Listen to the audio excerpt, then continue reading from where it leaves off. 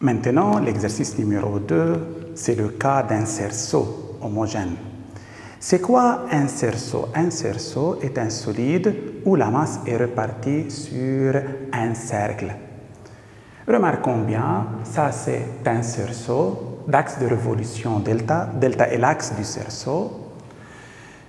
Ce cerceau est considéré comme un cerceau homogène de masse 20 grammes et de rayon 5 cm.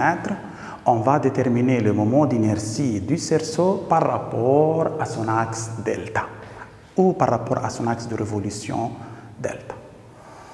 Maintenant, comment on va procéder? Le cerceau est un solide. Le moment d'inertie d'un solide, c'est par définition du solide qui est le cerceau par rapport à delta, c'est intégrale dm fois r au carré.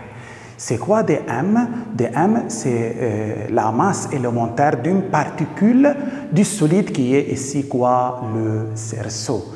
Maintenant, en considérant une particule, c'est cette particule par exemple, cette particule a une masse dm. Cette particule est située à une distance r de l'axe delta. On constate que la distance entre dm et l'axe delta n'est autre que le rayon du cerceau. Le rayon du cerceau. Maintenant, on va remplacer R par le rayon du cerceau. R, c'est une constante. On peut faire sortir R à l'extérieur de l'intégrale. On obtient R au carré intégrale dm.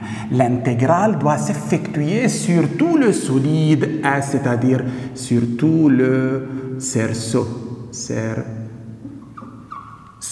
Ça, c'est I du cerceau par rapport à delta. Quelle est l'intégrale de dm sur tout le cerceau? Ce n'est autre que la masse m du cerceau.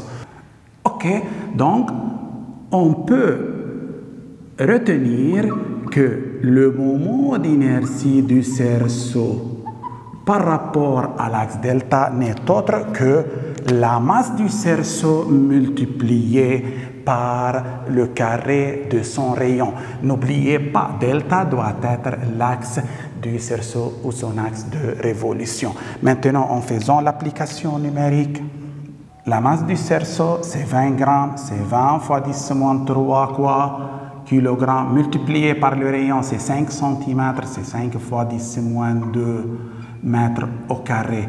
La réponse dans ce cas, c'est 5 fois 10 moins 5 kilogrammes mètre au carré.